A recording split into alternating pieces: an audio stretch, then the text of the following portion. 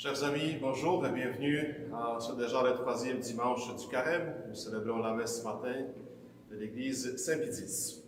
Nous sommes rassemblés ici ce matin au nom du Père, et du Fils et du Saint-Esprit. Amen. Que le Christ Seigneur, folie de Dieu, plus sage que les hommes, vous donne la grâce et la paix. Béni soit Dieu, maintenant et toujours. Donc, bienvenue à chacune d'entre vous, bienvenue à nos paroissiens qui nous suivent par l'Internet. En ce troisième dimanche du Carême, nous allons entendre le récit de l'Évangile quand Jésus va chasser les vendeurs du temple. Donc aujourd'hui, ce ne sont pas les vendeurs qui sont chassés, mais ce sont les chrétiens qui sont chassés de leurs églises. Les places sont limitées, on ne peut pas venir célébrer. Donc c'est uniquement justement par la messe virtuelle qu'on peut être en communion, que nous sommes rassemblés justement au nom du Seigneur. Au début de la célébration, je vous rappelle tout de suite que de 11h à 11h30, vous pouvez venir à l'église justement pour recevoir la communion pour les personnes qui seraient intéressées. Comment on n'est pas pensé aussi en ce dimanche au voyage du pape François en Irak? Nous sommes de tout cœur avec lui en ce voyage si important, peut-être aussi un petit peu dangereux, en pensant aussi à l'église martyre en Irak. C'est vraiment le cas de dire, l'église qui a beaucoup, les chrétiens en Irak qui ont beaucoup souffert de la part de groupes de l'État islamique. Voir le pape ce matin, cet après-midi, qui célèbre la messe au Kurdistan irakien, le pape qui a visité aussi les ruines à Mossoul, les ruines des églises qui ont été justement détruites par les extrémistes islamistes. Et surtout, nous pensons aux chrétiens en Irak et aux conséquences de ce voyage apostolique qui va sûrement porter de bons fruits. Nous proclamons un sauveur étonnant, Messie crucifié, sa faiblesse est devenue sa plus grande force, celle de l'amour. À sa suite, devenons le temple saint qui abrite de façon fragile, mais certaine, les miracles de sa miséricorde.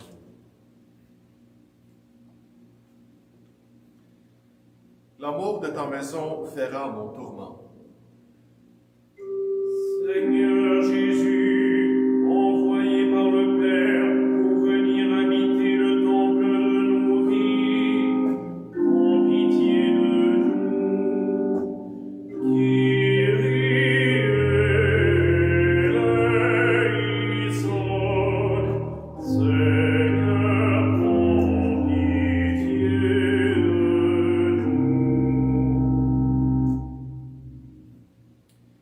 Cessez de faire de la maison de mon Père une maison de commerce. Ô Christ, venu dans le monde chasser ce qui fait obstacle à la rencontre du Père, prends pitié de nous. Christ eleison, ô Christ, prends pitié de nous. Détruisez ce sanctuaire et en 3 jours je le relèverai. Seigneur Jésus, ressuscité dans la gloire du Père, où tu poursuis ton œuvre de salut, prends pitié de nous. Kyrie eleison, Seigneur, prends pitié de nous.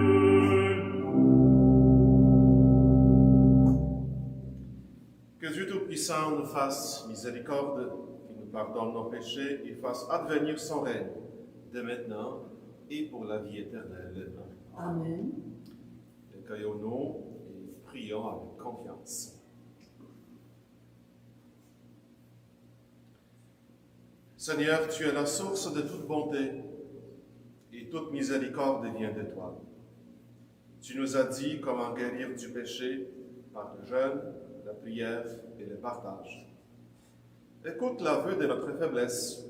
Nous avons conscience de nos fautes. Patiemment, relève-nous avec amour. Par Jésus-Christ, ton Fils, notre Seigneur et notre Dieu, qui vit et règne avec toi et le Saint-Esprit maintenant et pour les siècles des siècles. Amen.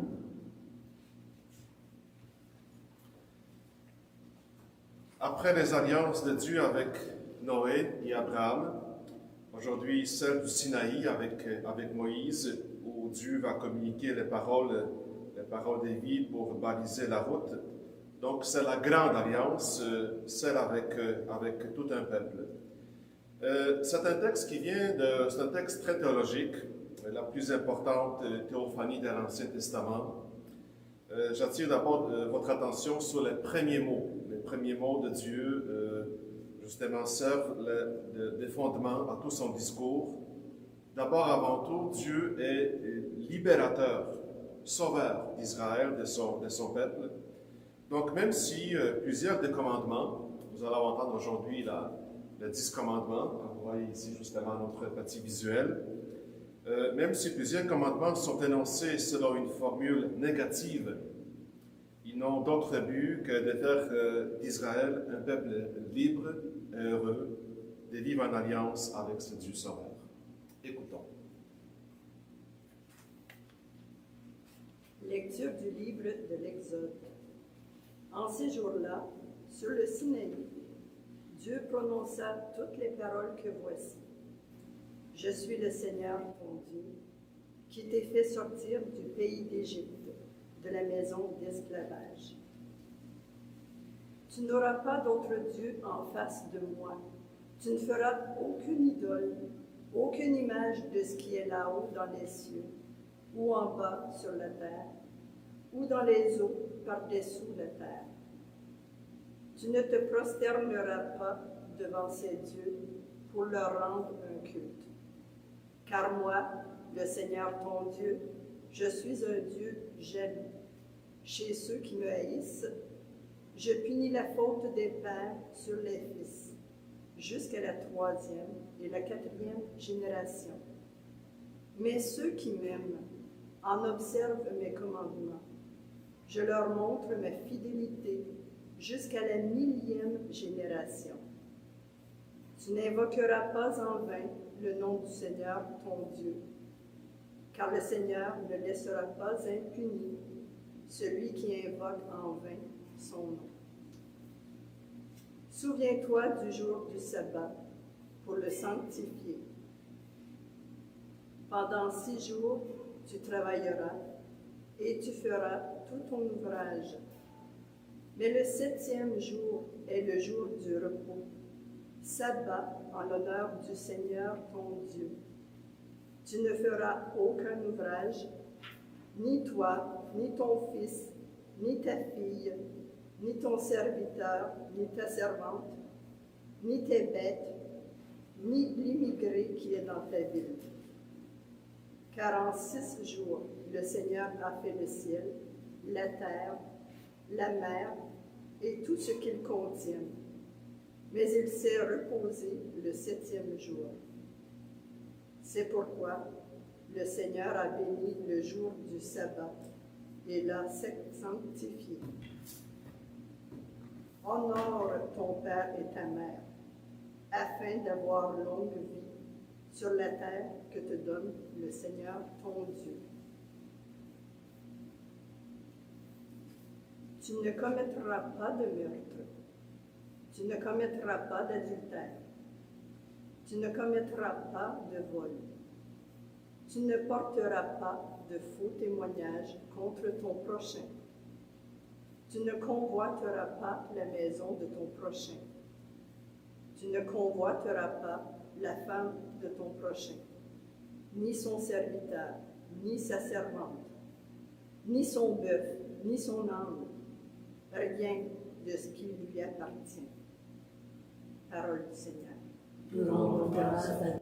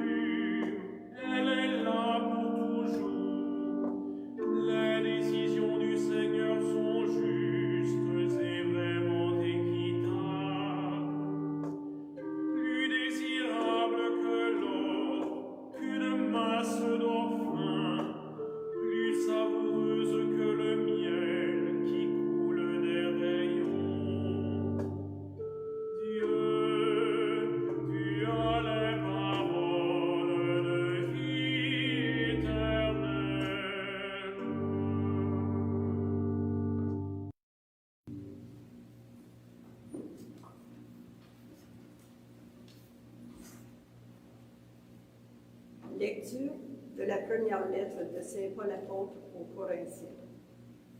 Frères, alors que les Juifs réclament des signes miraculeux et que les Grecs recherchent une sagesse, nous proclamons un Messie crucifié, scandale pour les Juifs, folie pour les nations païennes. Mais pour ceux que Dieu appelle, qu'ils soient Juifs ou Grecs, ce Messie, ce Christ, est puissance de Dieu et sagesse de Dieu. Car ce qui est folie de Dieu est plus sage que les hommes, et ce qui est faiblesse de Dieu est plus fort que les hommes. Parole du Seigneur. Nous rendons grâce à Dieu.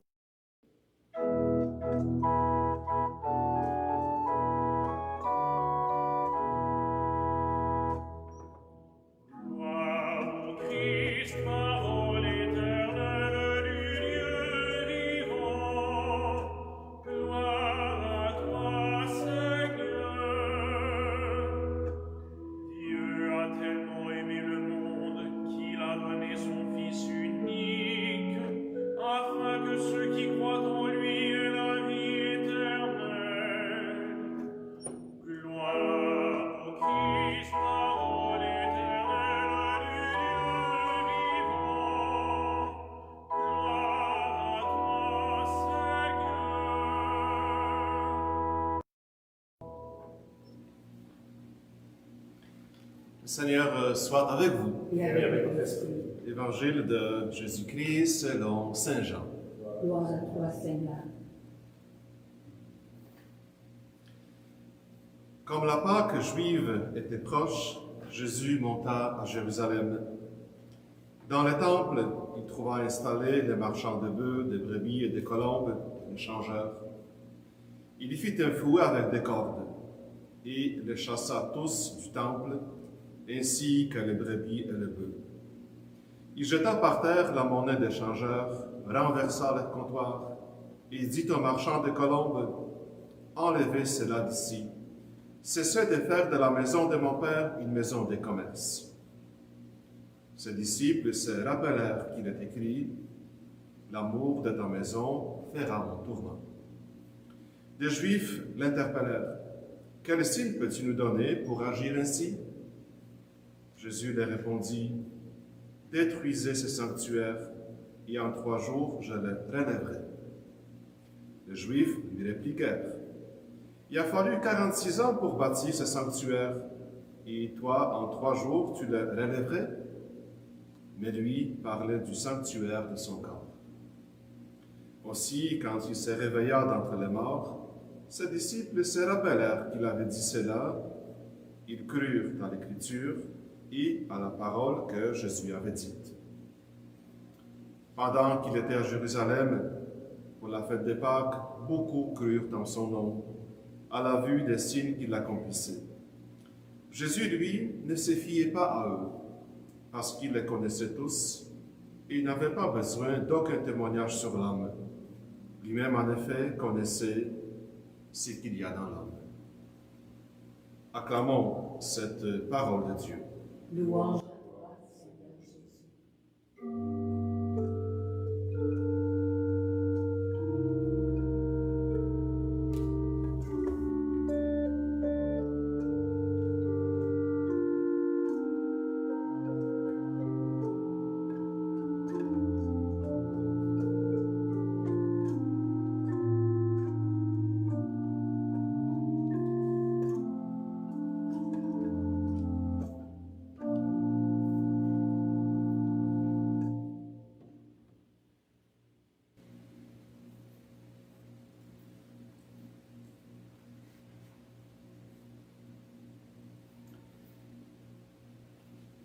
Ce matin, dans l'Évangile, Jésus monte à Jérusalem.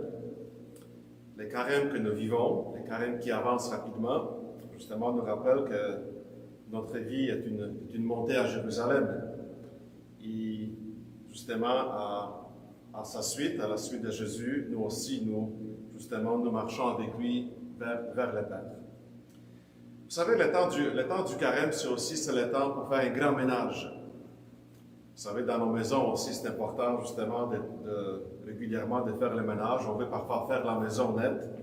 Parfois, on sent justement les grands besoins, la nécessité justement de faire le ménage. Le désordre, parfois, nous exaspère et on a besoin justement de laver, ranger, de mettre de l'ordre. Mais faire maison nette, on aime beaucoup cette expression, faire maison nette, c'est aussi et surtout corriger les mauvaises habitudes. C'est un petit peu plus exigeant, un petit peu plus difficile. Corriger les mauvaises habitudes, effacer les mauvais plis qui se sont incrustés dans notre vie. Parfois, ça va plus loin qu'on pense. Parfois, faire la maison nette, ça veut dire mettre des gens à la porte. Oui, chasser les incompétents, les profiteurs, rompre certaines fréquentations ambiguës. Ça va jusque-là pour faire la maison nette. Regardez, c'est un peu ça que Jésus fait avec les vendeurs du temple. Nous avons donc retrouvé cette fameuse histoire, ce récit. En passant, cette histoire nous est racontée par les 4 évangiles. Les quatre évangélistes sont unanimes et aussi sur l'importance de cet événement. Pour eux, le ménage, la purification du temple, chasser les vendeurs, ça a été un moment crucial, important dans la vie, dans le ministère de Jésus. Par contre, il faut savoir que les évangiles synoptiques, donc Matthieu, Marc et Luc, ont passé justement cette histoire à la fin de son ministère, juste avant d'entrer dans la Passion. Jean, celui qu'on a entendu aujourd'hui ce matin, Jean, il le place au début du ministère de Jésus.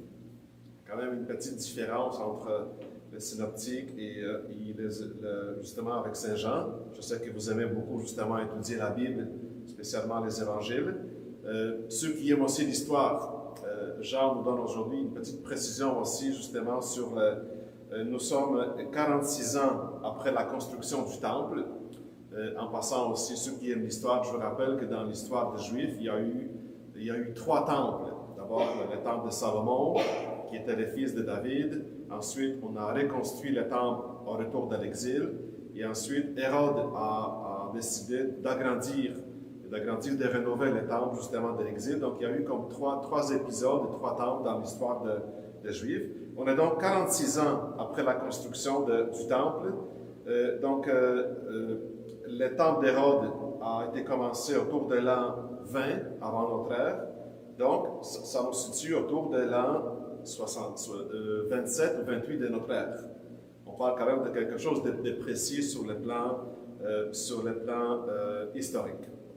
Donc, le récit de Jean, récit toujours très théologique, très important. Il y a comme trois étapes dans cette histoire. D'abord, la purification du temple. Surtout ne pas confondre avec la désinfection. De nos jours, depuis un an, on passe notre temps à désinfecter nos églises, ce qui n'est pas du tout la même chose. Donc, d'abord, la purification du temple. Ensuite, il y a un discours sur la substitution du temple qui va être remplacé par son corps de ressuscité. Et il y a aussi une petite réflexion aussi sur la foi. Il faut savoir que le geste posé par Jésus, il a déjà été posé par d'autres prophètes. Jésus n'est pas le premier à le faire, il n'est pas le dernier non plus. Donc, il y a eu des prophètes avant lui, spécialement Jérémie, Isaïe, Zacharie, qui ont été scandalisés à leur tour, justement, par le fonctionnement du temple, par le commerce qui entourait le culte. Pas mal de prophètes ont fait la même chose, ont été scandalisés par la situation. C'est sûr que le geste, l'affirmation de Jésus au temple était extrêmement bouleversante. C'est ce qu'il a dit, c'est ce qu'il a fait. C'était choquant, bouleversant pour les autorités, pour les gens du temple. Rappelons-nous, le geste de purification chassait les vendeurs. Donc, rappelons-nous, ça concerne toutes les institutions, y compris aussi les institutions ecclésiales de tous les temps, ne sont jamais pures face à l'argent. Donc, d'où la nécessité, justement, de nettoyage périodique. Il faut de temps en temps faire ce grand ménage, justement, pour nous amener plus loin. Mais Jésus, comme d'habitude, il va toujours plus loin, il veut nous amener plus loin. Quand Jean nous raconte l'histoire de la purification du temple, le temple est déjà détruit par les Romains autour de l'an 70, une véritable catastrophe politique et religieuse, justement, pour les Juifs. Le temple est détruit et, par la suite des choses, Israël, les Juifs sont dispersés. Et c'est là que les Juifs, justement, ont perdu leur autonomie politique. Donc, il faut penser autrement. La relation, les rapports à Dieu, au culte, à la foi. C'est dans l'expérience de Jésus ressuscité que Saint Jean se rappelle justement cet événement dans la vie de Jésus. Et désormais, c'est son corps qui devient le vrai temple de Dieu. C'est sûr que l'attitude de Jésus a été choquante, bouleversante, déroutante pour plusieurs, mais il faut savoir aussi que déjà à cette époque, on a eu plusieurs visions, on a eu plusieurs opinions sur le temple qui souvent étaient très diversifiées. On n'était pas nécessairement unanime là-dessus. Donc, c'est dans ces contextes que Jésus, justement, on pense que le geste de Jésus a été quand même assez bien accueilli. Évidemment, aussi avec les conséquences. Sur le plan historique, théologique, l'expérience du temple à Jérusalem a été à la fois bénéfique. Ça a été très important pour les Juifs d'avoir un temple. C'était le centre du culte, le centre de la religion, la ville sacrée. Mais en même temps, l'expérience du temple a été limitée, parce qu'il était souvent lié justement à la royauté. Les lieux de culte, les temples, les églises, sont, vous savez, dans toutes les religions, sont des lieux de prière, d'offrande, de pèlerinage, d'expérience de Dieu. Ce sont justement de lieux très, très importants, de lieux de ferveur, mais aussi de lourdeur. Hein? Justement, c'est ce qu'on réalise justement en ce temps de la pandémie. Pourquoi de lourdeur? Parce que d'abord, il faut les construire, il faut les entretenir.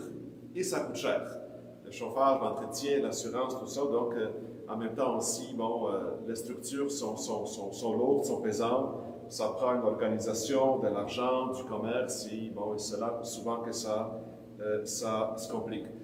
Mais Jésus va plus loin que l'annonce de la purification, de la destruction. Jésus annonce désormais que le salut de Dieu ne passe pas seulement par le temple de Jérusalem. Il n'y a qu'un temple de Jérusalem, un lieu unique, un peuple, une culture. Désormais, Dieu, annoncé par Jésus, veut le salut de tous.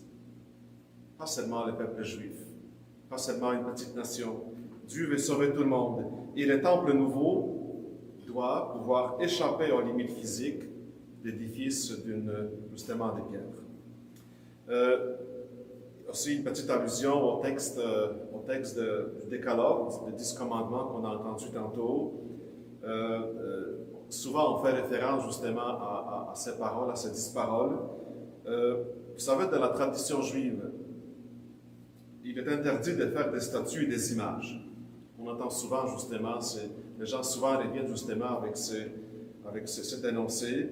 Donc, Dieu ne peut pas être représenté. C'est vrai. C'est la base de tout, c'est la base de notre théologie.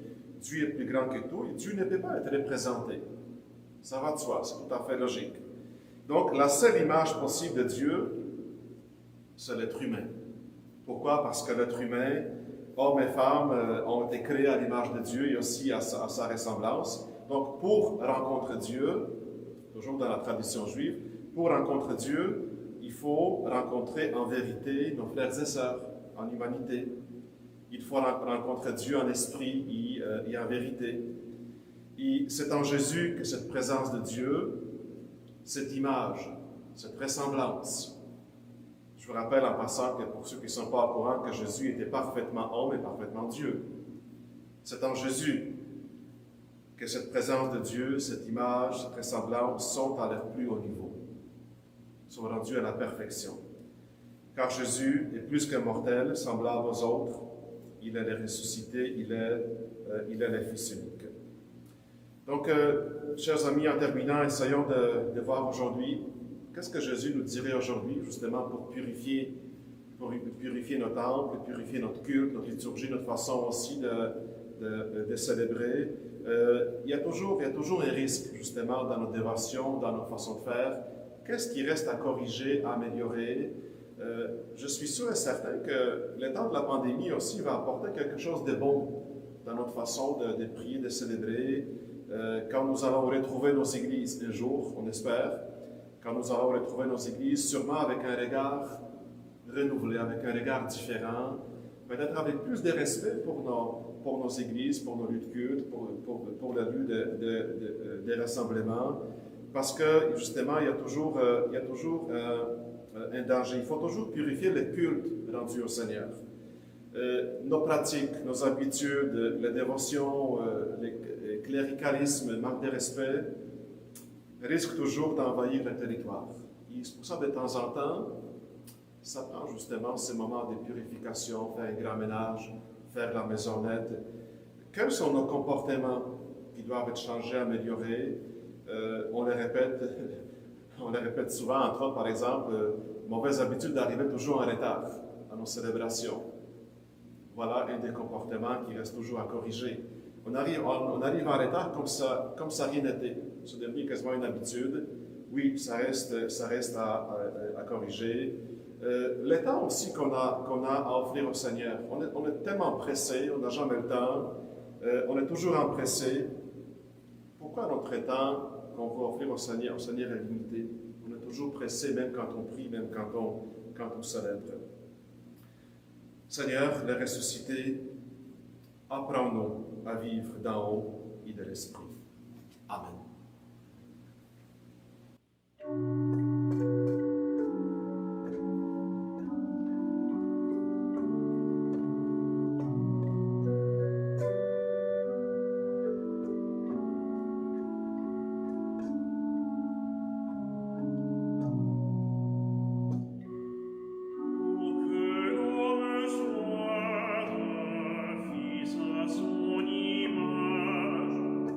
Dieu l'a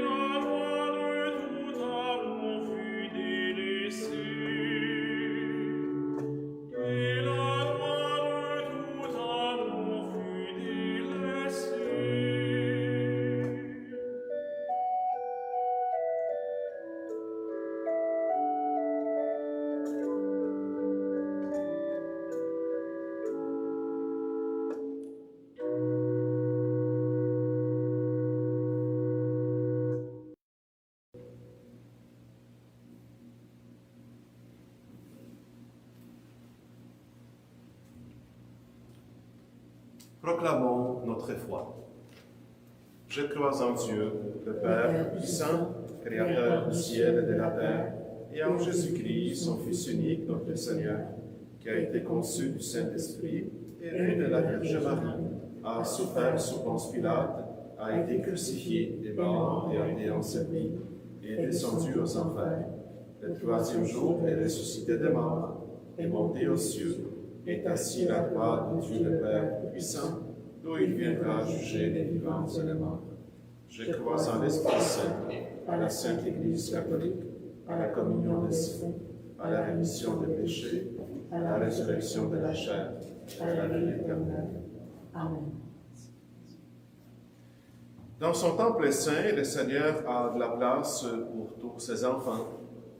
Ouvrons notre cœur aux dimensions du monde et confions-lui les aspirations profondes des hommes et des femmes de notre temps. Ensemble, Dieu de l'Alliance, viens nous sauver.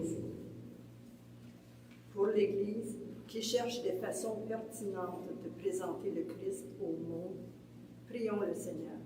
Dieu de l'Alliance, viens nous sauver. Pour les peuples de la terre, déchirés entre l'espoir et la crainte, la confiance et la suspicion, prions le Seigneur. Dieu de l'Alliance, viens nous sauver. Pour les personnes qui ne se croient pas dignes d'être un sanctuaire où le Seigneur peut habiter et faire rayonner la joie de Pâques, prions le Seigneur. Dieu de l'Alliance, viens nous sauver. Pour les catéchumènes qui se préparent à accueillir l'étonnante bonne nouvelle du salut dans leur vie, prions le Seigneur. Dieu de l'Alliance, viens nous sauver. Pour notre communauté, appelée à persévérer sur la route vers Pâques, prions le Seigneur. Dieu de l'Alliance, viens nous sauver. Donc, nous prions toujours aussi pour le pape François qui poursuit son voyage apostolique en Irak, un voyage très important pour les chrétiens martyrs en Irak. Le Seigneur le soutient, il le protège pendant ce voyage. Nous prions aussi pour les victimes de la pandémie, de la COVID. Nous prions pour nos paroissiens malades, pour ceux aussi qui en prennent soin.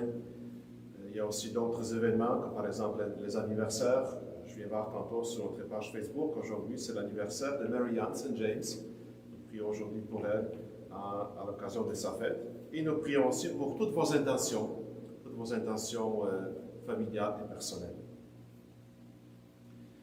Dieu de l'Alliance, toi qui écoutes ceux et celles qui t'implorent, viens au secours de tes enfants, qui cherchent à toujours mieux discerner ta présence dans leur vie. Nous te le demandons par Jésus, le Christ, notre Seigneur. Amen.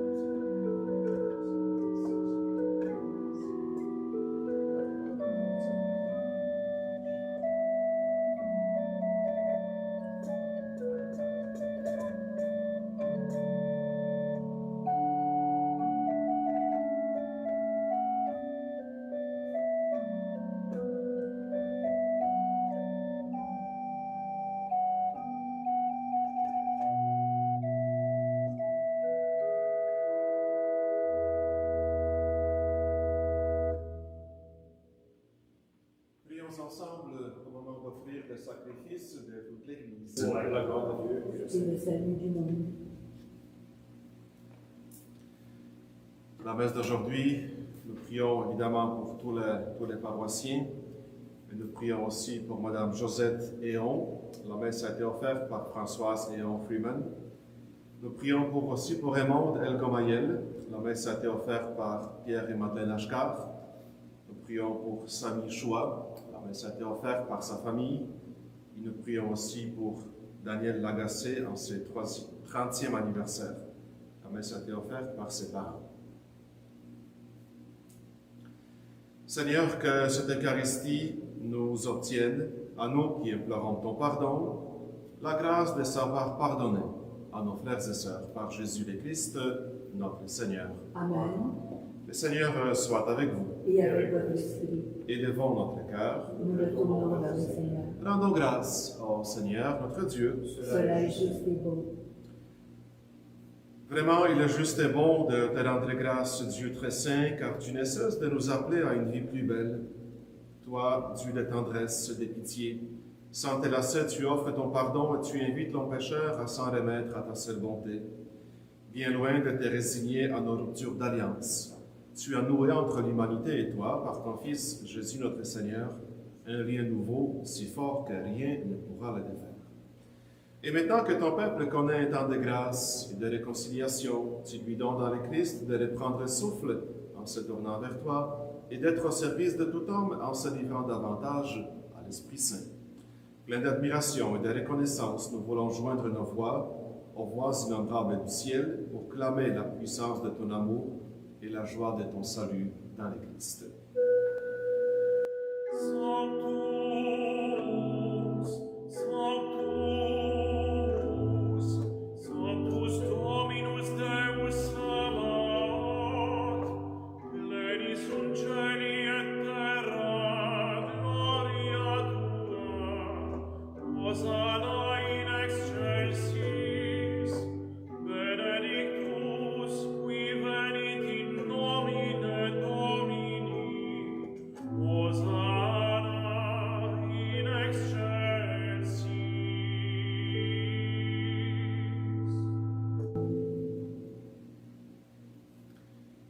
Toi qui fais depuis les origines ce qui est bon pour l'homme afin de les rendre saints comme toi-même es saint, regarde ton peuple ici rassemblé et mets à l'œuvre la puissance de ton esprit, que ces offrandes deviennent pour nous le corps et le sang de ton Fils bien-aimé, Jésus le Christ, en qui nous sommes tes fils.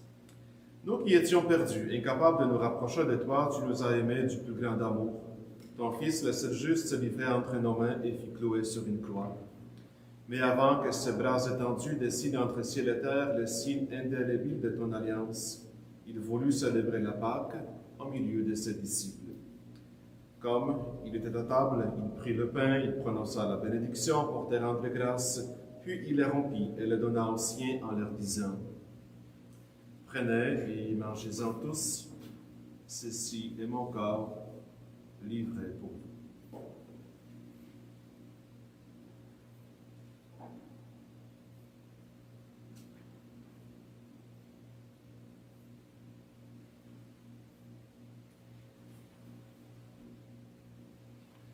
À la fin de ce dernier repas, sachant qu'il allait tout réconcilier en lui par le sang de sa croix, il prit la coupe remplie de vin. Il te rendit grâce encore et la fit passer à ses amis en leur disant « Prenez et buvez-en tous, car ceci est la coupe de mon sang, le sang de l'alliance nouvelle et éternelle qui sera versé pour vous et pour la multitude en rémission des péchés. Vous ferez cela en mémoire de moi. »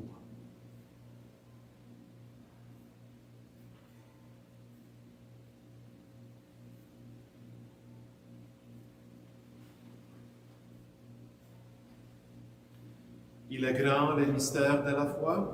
Nous proclamons ta mort, Seigneur Jésus. Nous célébrons ta résurrection. Nous attendons ta venue dans la gloire.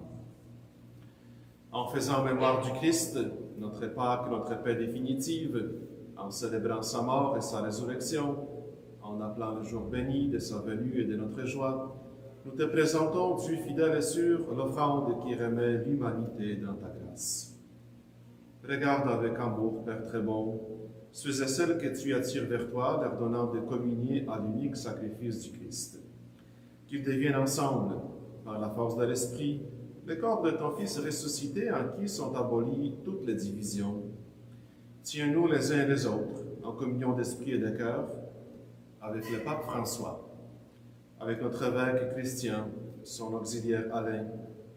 Aide-nous tous à préparer la venue de ton règne, jusqu'à l'heure où nous serons devant toi, saints parmi les saints du ciel, aux côtés de la Vierge Marie, des apôtres, avec nos frères et sœurs qui sont morts et que nous confions à ta miséricorde. J'ai oublié de mentionner aussi que nous prions pour les parents défunts de Francine et d'André. Alors, au cœur de la création nouvelle, enfin libérée de la corruption, nous pourrons chanter vraiment à l'action de grâce du Christ, à jamais vivant. Par lui, avec lui et en lui, à toi, Dieu le Père Tout-Puissant, dans l'unité du Saint-Esprit, tout honneur et toute gloire, pour les siècles des siècles. Amen. Unis maintenant dans le même esprit, dans la même foi, nous pouvons dire avec confiance notre prière de famille. Notre Père, qui es aux cieux, que ton nom soit sanctifié, que ton règne vienne, que ta volonté soit faite sur la terre comme au ciel. Donne-nous aujourd'hui notre pain de ce jour. Pardonne-nous nos offenses, comme nous pardonnons aussi à ceux qui nous ont offensés. Et ne nous laisse pas entrer en tentation, mais délivre-nous du mal. Délivre-nous de tout mal, Seigneur, et donne la paix à notre État. Ta miséricorde, libère-nous du péché. Rassure-nous devant les épreuves en cette vie, où nous espérons le bonheur que tu promets et l'avènement de Jésus-Christ, notre Sauveur. Car c'est à toi qu'appartient le règne, la puissance et la gloire, pour les siècles des siècles. Et que la paix du Seigneur soit toujours avec vous. Et avec votre esprit. Échangeant entre nous des signes de paix.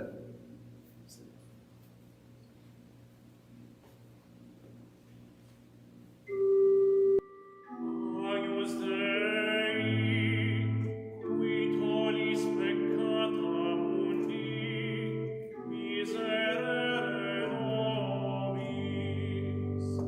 Agnus Dei, qui tollis peccata mundi, miserere nobis. Agnus Dei, qui tollis peccata mundi, dona nobis pace.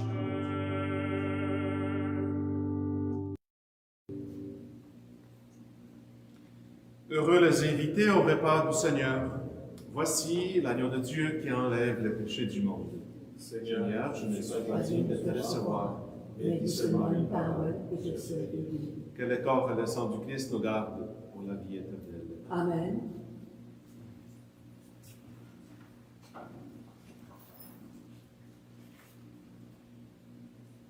Seigneur Jésus, je crois en ta présence dans le Saint-Sacrement. Je t'aime plus que toute chose et je désire que tu viennes aujourd'hui encore en mon âme. Comme bien d'autres chrétiens dans le monde, je ne peux te recevoir sacramentellement aujourd'hui dans mon cœur. Éloigné de ma communauté, je suis pourtant avec chacun de mes frères et sœurs, disponible aujourd'hui à ta parole. Je sais que tu es là, véritablement présent, à l'écoute de la clameur du monde. Viens me visiter spirituellement. Viens me parler comme à chacun de tes amis. Tiens-moi dans la communion de tous les saints. Tiens-moi uni à toute l'Église du ciel et de la terre. Je veux m'unir à toi tout entier. Ne permets pas que je sois séparé de toi. Amen.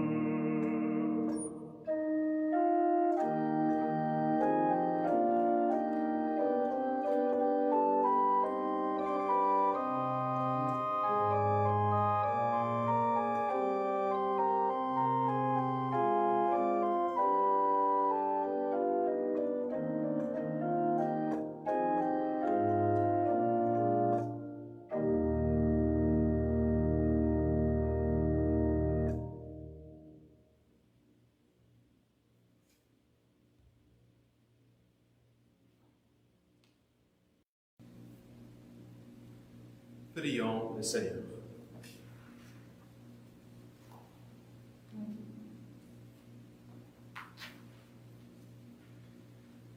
Seigneur, nous avons reçu de toi un avant-goût du ciel en mangeant dès ici-bas le pain du royaume, et nous te supplions encore. Fais-nous manifester par toute notre vie ce que le sacrement vient d'accomplir en nous, par Jésus le Christ, notre Seigneur. Amen. Quelques petites annonces en ce troisième dimanche du carême. Donc, vous pouvez, ceux qui sont intéressés, vous pouvez déjà commencer à vous préparer pour aller à l'église, justement pour recevoir la communion. En entrant, après avoir communié, vous pouvez faire une petite prière, peut-être aussi allumer un lampion. Vous pouvez aussi prendre une prière en église de ce dimanche ou celui de dimanche prochain déjà. Donc, les prières en église sont disponibles. Nous confions à vos prières en ce dimanche M. Raymond Jarry.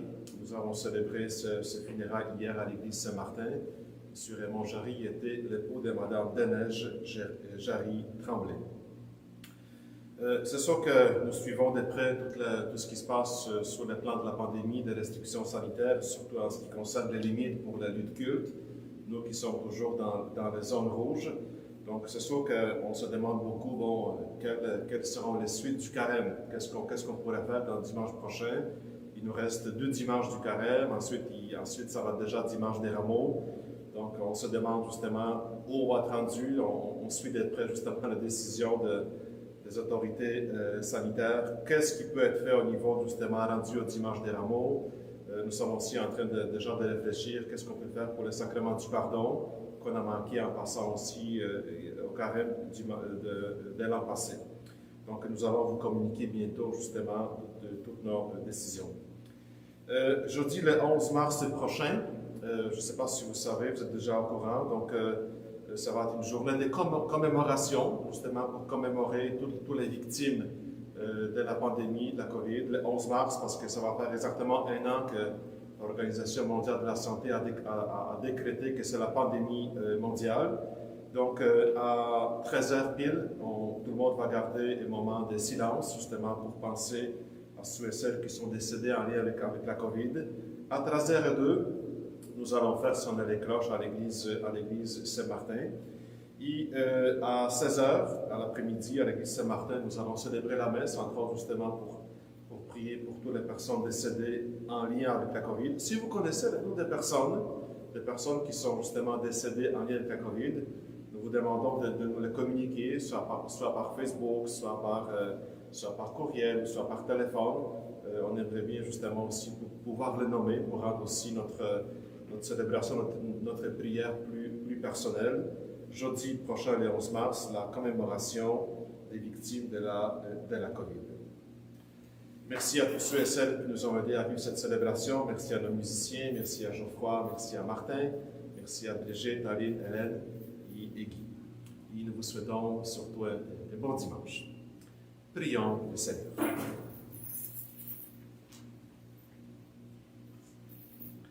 Le Seigneur soit avec vous. Et avec votre esprit. Seigneur, bénis ton peuple. Il attend tout de toi.